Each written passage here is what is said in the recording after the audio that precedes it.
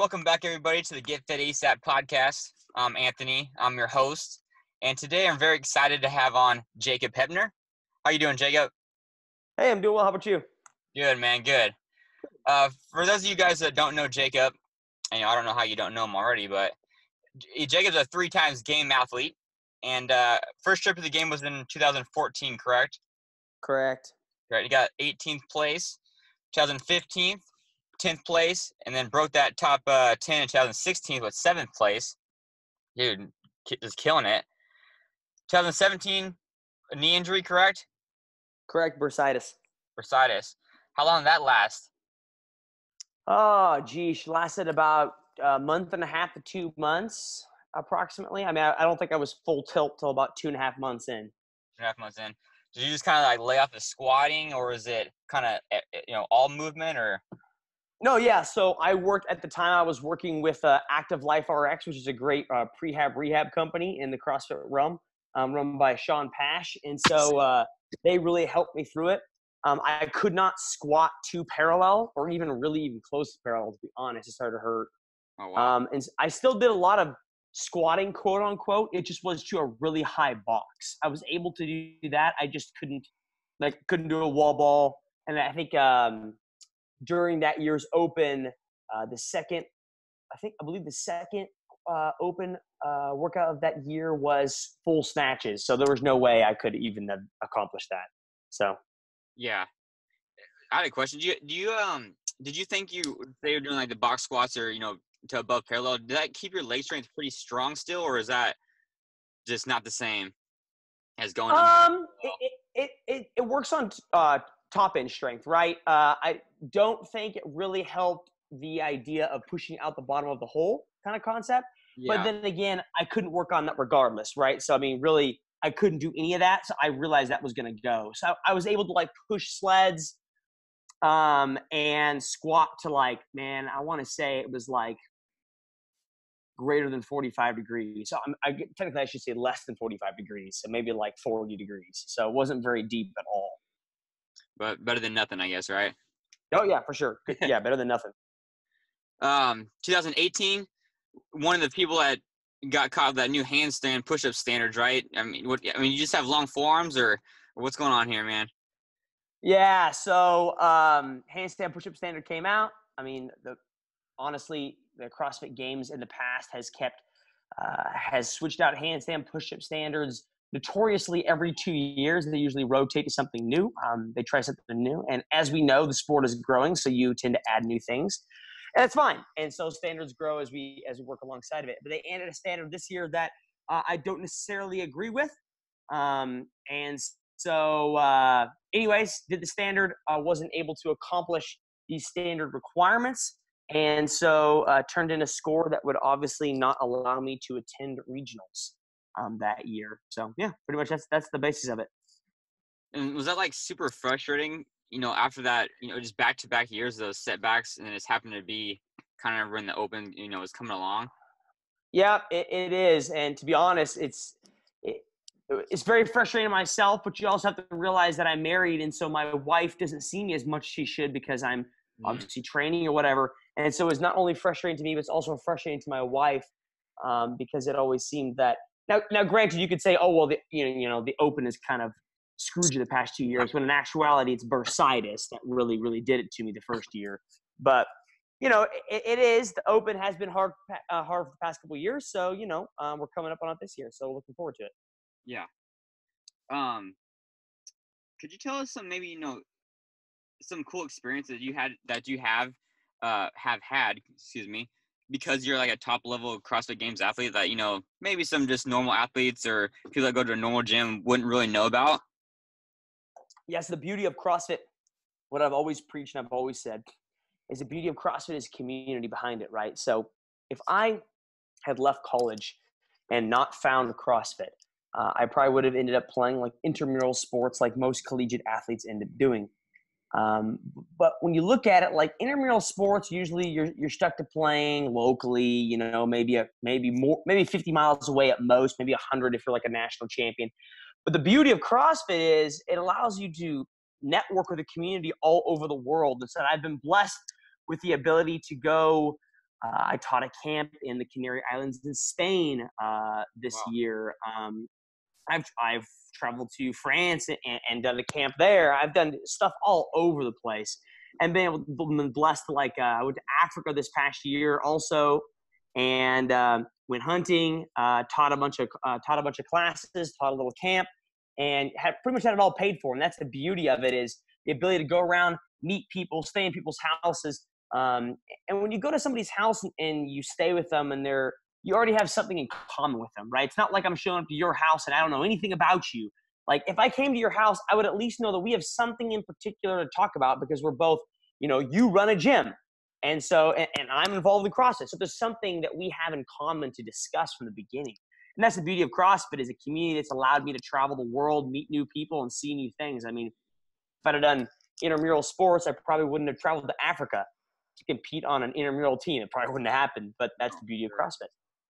I think it's cool too. Like, whenever you go on, like, whenever I went on vacation, I went to New Zealand and like Hawaii and stuff like that. But it's just cool because, like, all right, I'm gonna work out, so of course I'm gonna go to a CrossFit box. But man, just everyone there is like, usually so open and helping you, and they're like, you gotta go here, you gotta go this, which you wouldn't really know either if you just went to, unless you pay for a tour guide or something like that. But I think that's really cool because you get to see stuff that you wouldn't know about because people are, you're in that community with that, having that bond with them. Sure. And so many people come to Kansas to come for tourism too. I'm just kidding. No one comes here for tourism. Dude, is it cold over there right now? Or like? Yeah, it's cold as crud. Yeah, it's pretty cold. I'm hanging out in the house. I'm not going outside. So I've got a barn on my property that I have obviously my gym in it, or the gym that I go to at nights at least. And I've got a propane heater, huge propane heater in this barn. Like, it blows heat like crazy. The problem is, it's been so cold, my thermometer freezes. And so I have to keep my thermometer in my house. And then when I'm ready, I take my thermometer out and plug it in, because I'll go out there and it'll be so cold it won't even work. That is so freaking gnarly, man. I love Kansas. So great. I'm crying about California right now. I think it's 48. I'm like, damn, it's freezing out here. Yeah. No, yeah, you can't even use the word freezing, because technically it's above freezing. The rest of us are just getting screwed. I know, no kidding, man. Oh, man. So correct me if I'm wrong. Plan A is to qualify through the Open this year. And then I guess backup plans would be to qualify through a sanctioned event. Yeah, so currently right now, pardon me, plan A is qualify for the Open, being top 20. And then after I qualify for the Open, I'll end up going to a sanctioned event regardless. I think most people are already doing that. It's good experience. It's good to get out. Yeah. It's honestly just good to get out and get in a good training environment. If plan A does not work, so I don't go through the Open for some unknown reason, then plan B will be to go to a sanctioned event after the Open and qualify that way. Now, I've spoken to a lot of people about this, and this is my disagreement with the season, is the fact that these sanctioned events have the opportunity to invite anyone they want, which is fine. Like, they're their own event. Technically CrossFit Games does not own them whatsoever. They are their own entity. But what's hard is, yes, I am a CrossFit Games athlete 2 years ago. So, I didn't go this past year or the year before.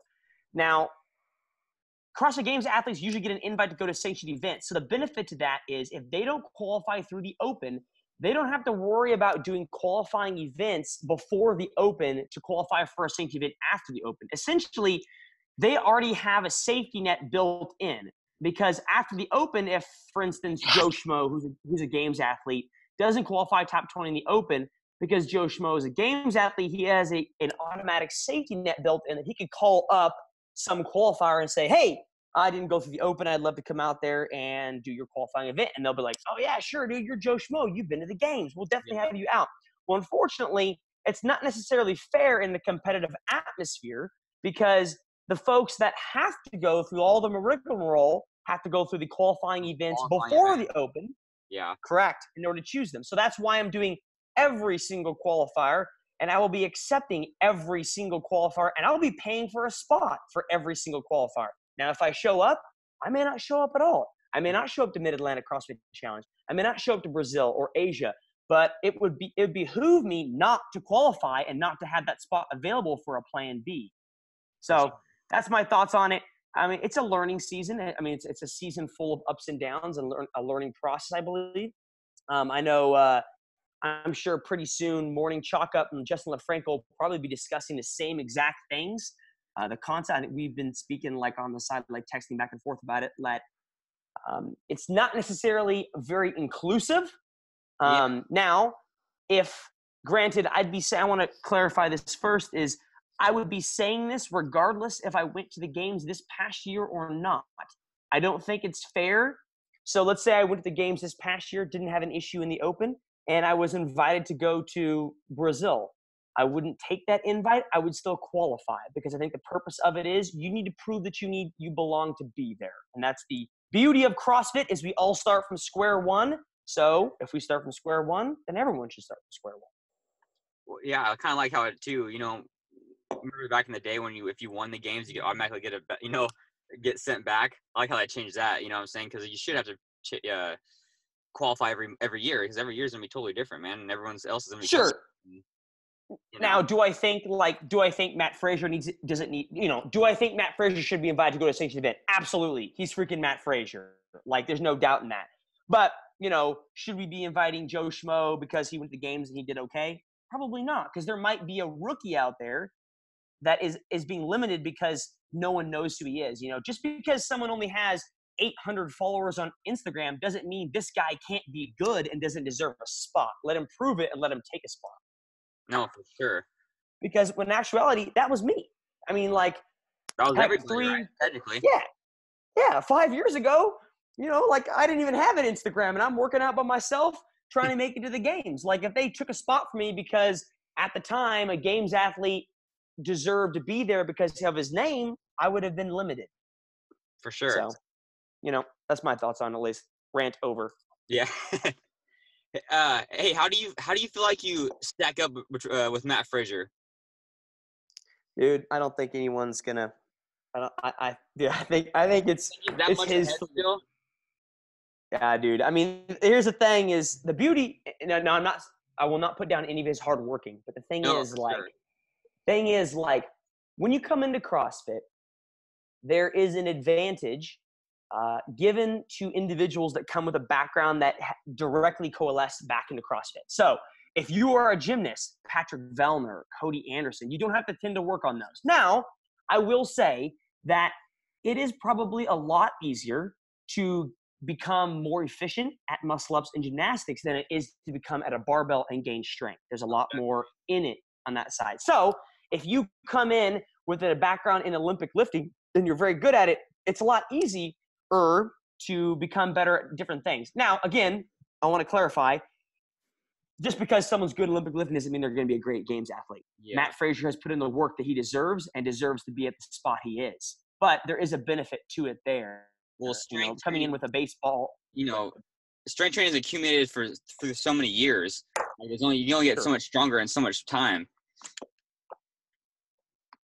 That is correct. So, yeah. So, I don't know. We'll see this year. Who knows? I mean, it's going to be a different kind of year with the different changes, so we'll see what's going to happen. Yeah, man. Should be fun. Should be fun either way. Just give people kind of a little bit of background about you. How long have you been doing CrossFit for? 2013 or 14. My first year 2013. So my first year at regional.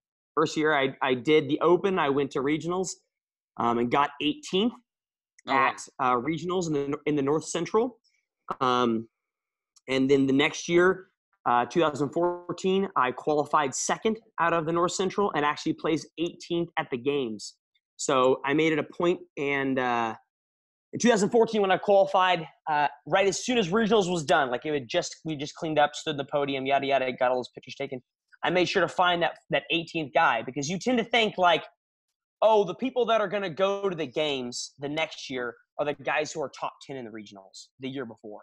You don't necessarily think, oh, I got 18th, like next year I'm going to go to the games. But anyone can do it, right? It's the amount of work you put in. So I made sure to find the guy who placed 18th in 2014 at regionals. When I told him, I was like, look, dude, you may or may not know this, but last year I had the same placement as you. I was like, don't go home and think, oh, I placed 18th. Like next year, my goal's top 10. I said, hell no. Next year, you make your goal to make the qualify and beat me out of a spot. And so, but anyways, that's the, again, like that's the beauty of CrossFit is anyone can come from anywhere and take a spot from anybody. And that's the beauty of it. That's cool, man. That's cool. And we kind of talked about like your base, I guess, or, doing stuff before CrossFit. But you played collegiate football, correct? Correct. Yes, I was terrible. No, you're. I was gonna ask, like legit. If you thought that helped you. I was legit. No, yeah. I mean, like on the team, my favorite part about being on a team was the fitness aspect of it, and I loved every part of that. But I was the most. I mean, granted, I was there, so I was athletic at some point to be able to have to be there and play. But I was not great. I never started. I loved it, but I loved staying in shape more than anything else. And so at the time when I was training for football for my junior and senior year, heck, I was probably already doing pretty much CrossFit anyways. Like what football player goes and swims? Not a whole lot, like what football player goes and, runs hill sprints and flips tires. I mean, some of them do. There's a lot of stuff I was doing that was already pretty much CrossFit until someone introduced me to it. And I thought, oh, well, crap, I've already been pretty much doing this. So. Yeah, that was kind of me. I kind of similar background. Like I had to work out a lot, and then I played football. But that's what got me into it in the beginning, So kind of the same thing. I didn't do any swimming though, that's for sure. Yeah, I don't know what I was doing. I was an idiot. Did you know, like right when you started CrossFit, that you wanted to compete in it? Like, is that kind of just like you're, are you a real competitive person? Well, I think you are, but I think we should probably all know that. Yeah, as soon as the first day I found it, I walked into it. Someone had invited me to come to a gym. And so I showed up at 5 a.m. What a dumb decision that was. So I showed up at 5 a.m. and, I had no idea what was going on. It wasn't very explained to me very well of the purpose of the workout, what we're doing, this is for time. I remember just being yelled at for like, you need to row faster, you need to toes the bar faster. I can't even touch my toes to the bar, right? And I'm just like, struggle bus city. I get done and some random guy walks up to me and goes, you know what? He goes, I think you'd be really good at this if you really put some time into it. And now, granted, this was the summer going into my senior year of college football. So I still had one more year of football left. And he goes, I think you should look into this. I was like, look into what? Like compete in what? Like what? Like be better at toes to bar?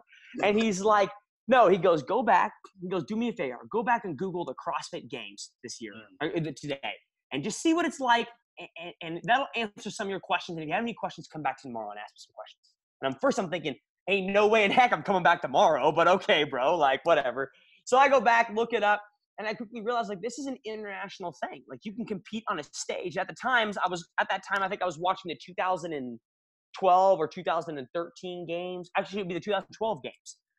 And so, old school. I was like known in the stands, And I'm thinking, this is really cool. Like I could totally do this. And from that moment on, I pretty much told myself like, I vividly remember like doing my senior year of football, and I was all in senior year of football. But at nights I'd be out there throwing rings up on the uprights for football or practicing handstand walks on the turf. Like I remember thinking, football is great, but there is no way I'm going any further with this, Yeah. But CrossFit is amazing, and I can go far with that if I spend some time working on some of these skills. And so I kind of knew that from the beginning, and that's kind of where it all started. Nice. Yeah, I feel like for me too, like kind of filled that void, kind of kept you competitive. Like after, after college or after high school, it's like, what do you do now? Join an adult bowling league, or what I'm saying? It's like there's not much to do, but with the CrossFit, you can still, push your body to the limits and just give you that, something to strive for, that goal or that end goal, really. No, for sure. Yeah, totally agree. So like unlike most games athletes, you do have a full-time job, project manager for a web development company, correct?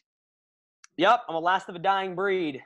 There's very few of us left, Do you like having a full-time job, or is it out of necessity? Yes, I love having a full-time job. I don't think from my perspective, this is my perspective. This is not to judge anyone else, but from my perspective, I don't think it'd be fair to send my wife off to work a job and she'd be like, what are you doing today, Jacob? And I'd be like, I'm going to work out, lay around and rehydrate.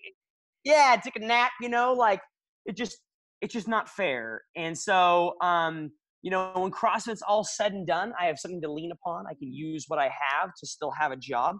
So yeah, I don't think I'd ever quit a full-time job. I'm able to do it, so why not do it? And the beauty of it is, like, a lot of people complain, like, well, why doesn't Jacob travel and do all these sanctioned events like everyone else?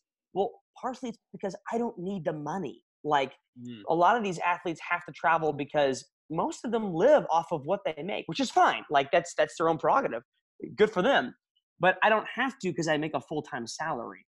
Now, if I need to travel, it's for other reasons, like I want to qualify, or I want to get out of the house and get away this cold weather and go someplace warm, like, but I don't have to travel because I don't need the money for it. Yeah.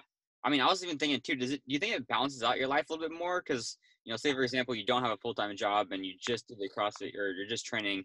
Like, man, it's just kind of, everything gets a little bit tiring, you know what I'm saying? But if you can Sure. focus your energy on like that job every day, or, for a couple hours, and you go back to train, then you kind of re-energize, I feel like.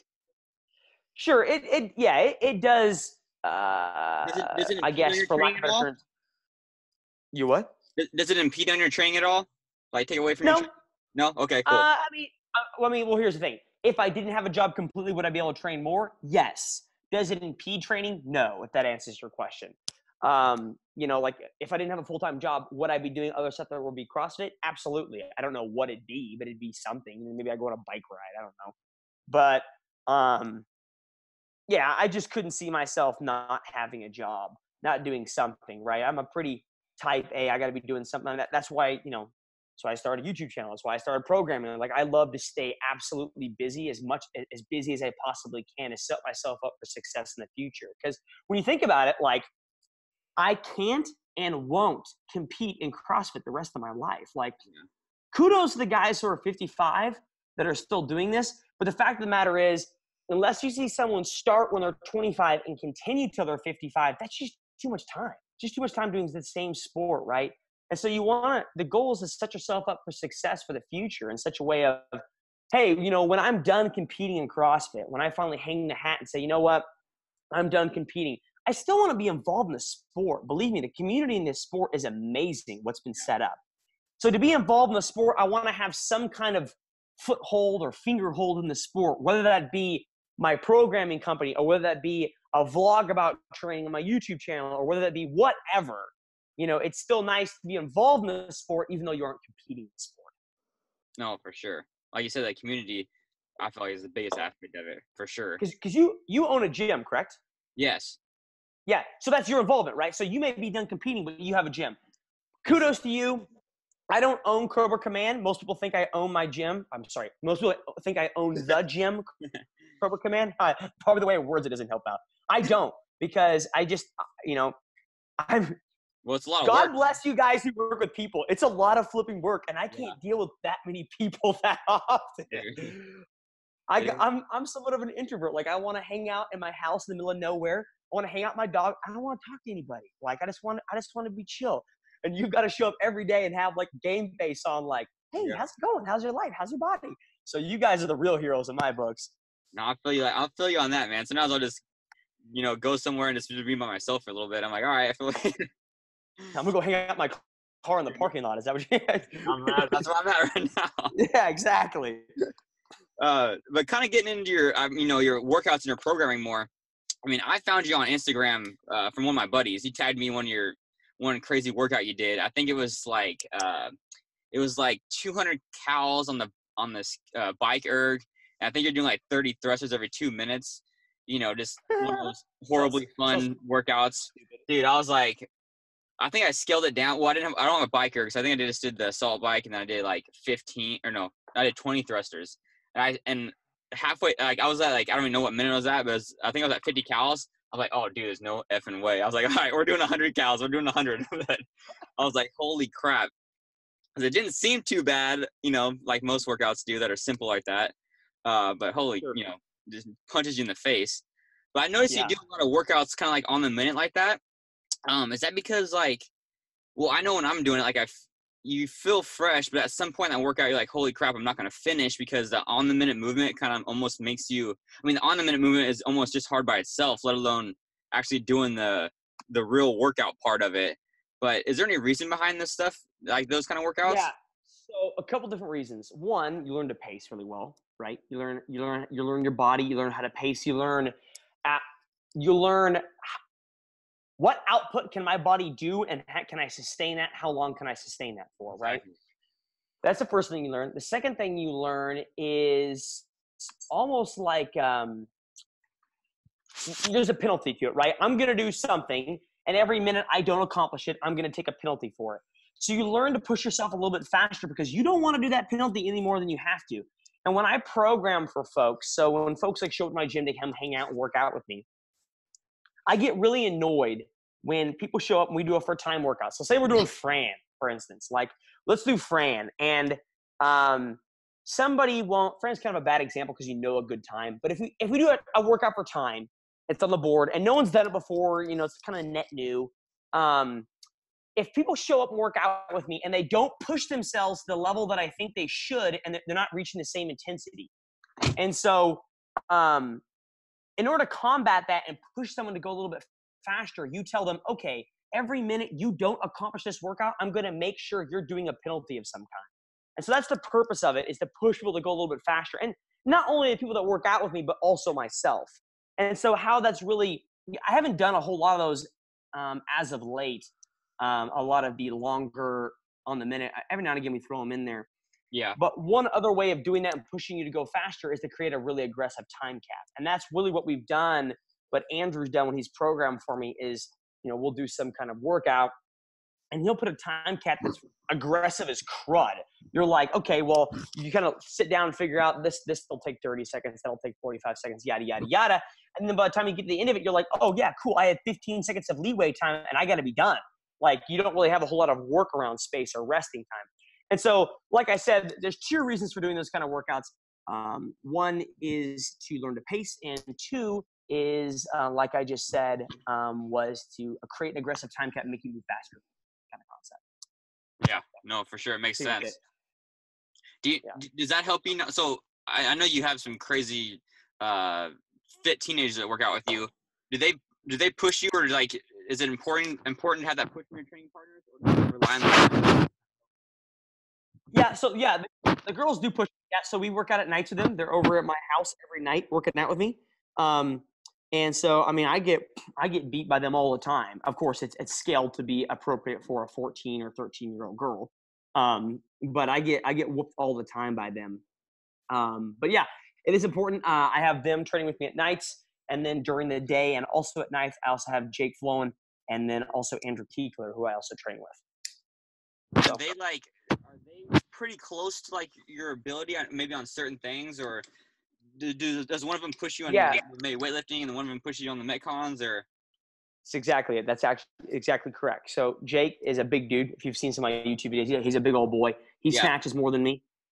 He's kind of our heavy lifter when it comes to snatching, cleaning, and jerking.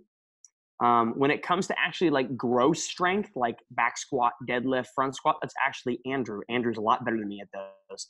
And then when it comes to metcons, it really depends on what it is, right? If we're doing monostructural work, like Jake will win just because of his size of frame, and he's really great in a row or a bike and a skier. If it just comes to gymnastics and essentially like gross metcon, gross like grunt work, Andrew is really good at that. And so you'll watch some of these videos I put up, and like people are always like, "Oh yeah, Jacob's so good at this metcon." Well, Andrew's like either beating me or a couple seconds behind me. It's not like everyone's like 5 minutes behind me, right? Like he's right behind me or he's in front of me. So for instance, we're doing all these online qualifiers, and you know, I'll win one, Andrew win one, Jake will win the next one. Like it goes back and forth all the time. That's the beauty of it, right? Is you want to have people with you that push you in something. You need people, if you want to get better, you have to surround yourself with people that are better than you. If you surround yourself with people that, now they don't have to be better than you at everything, but they have to be better than you at something. And so a lot of people have disagreed with my guidelines on that. Is when it comes to people training with me full time, I don't mind it, but you have to be able to beat me at something, right? If you can't beat me at anything, then other than the fact that I have your friendship, what is the purpose? What am I gleaning out of this? Yeah. Yeah. So. I kind of want to get into your programming now. You just started your programming company, Midwest Made, and basically started like the first of the year, I think. But it's basically what you do every day. Why did you start Midwest Made? I mean, I think I already know the answer to it, but. Yeah. So really when it comes down to it, you kind of look at, and I've done this in a couple different areas of my life, you kind of look at spaces that are available in the CrossFit realm, right? So Rogue's got in equipment. April, yeah, and last year in April, there really wasn't a CrossFit athlete other than Brooke Ince. Well, she doesn't really show workouts. That really had a YouTube channel. And I said, you know what? I can fill that void. Now, I'm not a Brooke Ince, like I don't have that videography capability that Martian has. You don't want to go on movies, man? You could do it. No, thank you. But there really was no athlete out there showing full workout videos, right? A lot of CrossFit Games athletes, for whatever reason, are very secretive of their training and of their times. And I said, you know what? If we're supposed to be a very open community, that I'm going to put everything up. I'm going to put the good, bad, and the ugly. Like, you're going to see me do good at a workout. You're going to see me fail and do terrible at a workout. And you're going to see me get reps, and you're going to be like, hey, those are definitely not standard movements. Like that, you're not meeting the standard. And that's fine. Well, that's the beauty of CrossFit. You get to see everything. And so when I started that, I filled a void in that area, and I've really enjoyed doing that. And I still put out workout videos to this day. And then I started to realize, not only does there no games athlete out there that really shows full workout videos, and every now and again Noah Olson does, of course, but no one's really giving their full programming. Now, granted, you can join Invictus, and some of the Invictus CrossFit Games athletes are doing Invictus programming, but really, is it what everyone else is doing? Or are they doing something tailored to themselves? And so I decided, you know what? I'm going to open it up, and I'm not just going to give them a tidbit of it. I was like, I'm going to give them everything. If they want everything, they can have everything. And I'm not going to hide anything. I'm not going out in the barn and doing secret rowing sessions or doing a secret session that I don't want to show people, you're going to see it all. And you're going to be able, and so in the program, it includes my notes and my times. And some of these times you can see on YouTube channel or whatever, we talk about it, but it includes my pacing, what I thought of it, how I did it, the weights I hit. Am I feeling good today? Am I feeling bad today? Man, why did I really suck at this workout? Well, let me tell you why I suck at it. And so I decided that both these things I've done in my life, I've felt that there was a void in the sport. And I thought, I'm going to try and fill this, and I'm going to see what happens. And it's gone over very well. I think right now it's not the 100% solution. So Midwest Made isn't the 100% solution to where we want to be. I think what we're offering right now in terms is specialty training, right? Specialty programming, because when we really talk about it, Anthony, yes, Jacob Heppner's programming is cool and Jacob Heppner's programming is awesome. But is Jacob Heppner's programming for everybody? Absolutely not. And so right now it is specialty programming. You're doing exactly what I'm doing or half of exactly what I'm doing. But what we're looking to offer in the future is expand, and Andrew's already working on affiliate programming that we'll be offering that, of course, will not be mine. Of course, there'll be some tidbits of it, wall sit Wednesday is very easy for gyms to do and very honestly thrashes my body on a weekly basis. And so that's easy for a gym to do. So that'll be involved in affiliate programming. And then in the future, we'd like to offer, gymnastics progressions. And then, of course, just basic programming for your Joe Schmo. Because Joe Schmo doesn't need to be doing exactly what I'm doing. That would kill him. And he doesn't get anything out of it, right? It's not healthy for him. So right now, like I mentioned, we're offering specialty programming. It's just mine. It's not the full solution, but we'll be getting there. So we're excited to where it goes. Nice. Yeah, for sure. And I think the thing is too, people haven't done it before because I don't feel like they want to be vulnerable on the internet. Obviously being out there, seeing exactly what they're doing. But I mean, you could basically post your whole thing, and it's they can know what what you do, but they ain't gonna do it. So it almost doesn't even matter because yeah. The hard part is not doing what it is. It's freaking actually going out there in your barn when it's -50 and then doing the damn workout. Sure. Yeah. And so that's the other side of it is for all these online qualifiers, I post all my scores before the deadline's up, well before the scores are deadline. Because I'm go out and try to beat it. And that happens all the time. And that's fine.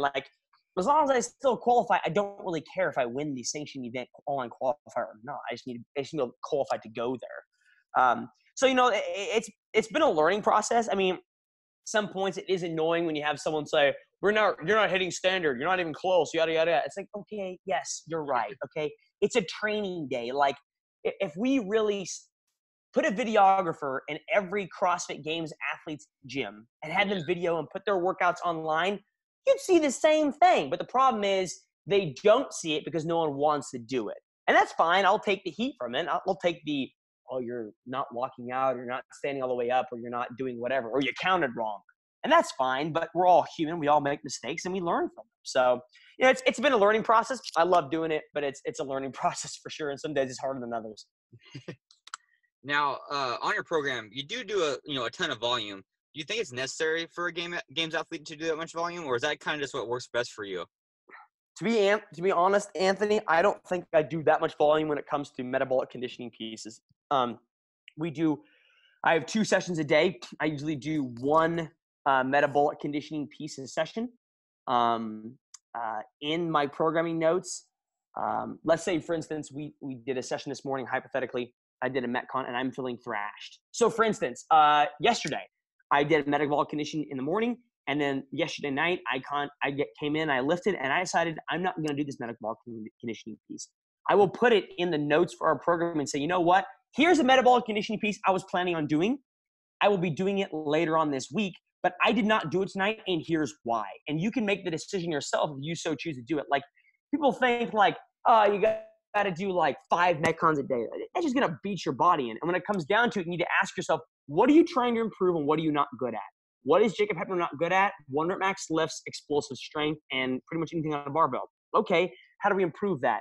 Accessory work, strength work. Okay, so are Metcons important? Probably not. So last night, not doing a deadlift, pegboard, burpee muscle up with a weight vest workout was probably a good decision. Like, in actuality, and saving it for Friday is probably better, and letting your body rest for today. So when I look at it, really, I don't think I'm doing as much volume as you think I'm doing. I think people think I'm doing a ton, and we really tailored it back to improve the strength focus. Yeah, I think that's almost like a better question for like maybe a few months ago or whatever, when you're doing those crazy long Metcons, like you could just literally just do one of those and be trash for the day, or oh yeah, sure, whatever, sure. And doing all the other stuff after. Do you think it's a hard line, or do you think it's hard to draw a line between like pushing that volume and getting like, overtrained or whatever, or do you kind of know your body well enough where it's like, all right, I think I'm good? Or yeah, I think you need to know your body, right? You need to know what you're capable of and what your goal is, right? If your goal is to improve your mental fortitude when it comes to going to a sanctioned event because you fall apart later on the day because you've done a Metcon, then you probably need to do that extra Metcon. But if you're trying to improve on strength gains like myself, then probably doing that extra Metcon isn't necessarily important and won't really help you. So you need to ask yourself what your goal is overarching. Exactly. Now, do you do any type of like active recovery on those Tuesdays on those Thursdays and Sundays? Nope, just chilling. Not at all. Yeah, just chilling. I get a lot of work done. I think actually on Sunday we're going to me, Jake, and Andrew are going to in Kansas City. In downtown Kansas City, there's like a virtual reality shooting game tournament, wow. And so we're going to go hang out with a bunch of nerds and do that. So I mean, we're gonna run around with plastic guns. I mean, I'll consider that active recovery. But no, I don't really do a whole lot of active recovery. I honestly just try to get a lot of work done, chill out, eat a bunch of food. So it's kind of my goal. Do you go to a trampoline park? I don't know if they have over there. Play some dodgeball. Oh, we have them. I hate those places. Oh, dude, you go there and get sick. This is where all the germ donkeys hang out. All the little kids coughing, freaking. Yeah, they're all coughing on everything. I'm not doing that. No way. Cool, man. I only have a couple more questions. I posted on our Instagram and asked anyone if they had any questions to ask you. So I'll shoot off some quick ones for you. Okay. One, Jacob put best recovery methods. Honestly, sleep. Sleep's the most important thing. How much honestly, do you sleep when it comes down to it. Maybe 8 to 9 hours. Cool. Would you ever go team with the new format? Yes, possibly. I'm not a great team player, but I have contemplated the fact. Yeah, I'm a terrible team player. I have contemplated the fact that if for some reason this year doesn't work out nearing the end of it, that I would possibly go team. But again, the goal isn't to go team and have a good time. The goal is to go team and go to the games. Sure. So I've considered it, but we will see what happens. Nice. Let me see here. Christy said, will you marry me? I believe he's already married, Christy. Sorry. Let me see.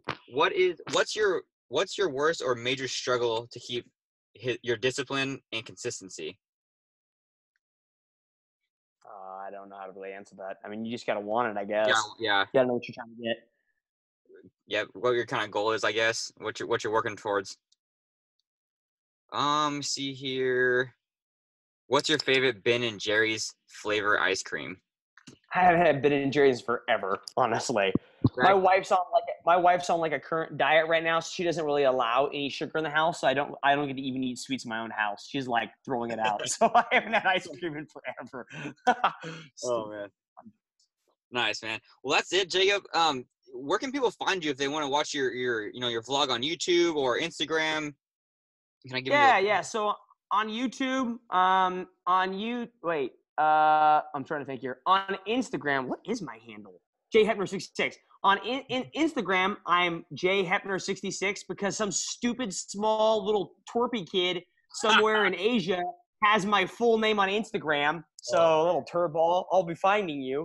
And then on YouTube, honestly, if you just type in Jacob Heppner, my channel should pop up pretty quickly. It's pretty dang easy to find. So yeah, pretty simple. Nice, man. Well, I appreciate you taking the time and talking to me. And I'm sure we'll talk to you soon. I'm recovering today from your programming, so I'll get a little rest and then hit it back up tomorrow. All right. Well, hey, Anthony, I really appreciate it. Thanks for your time, man.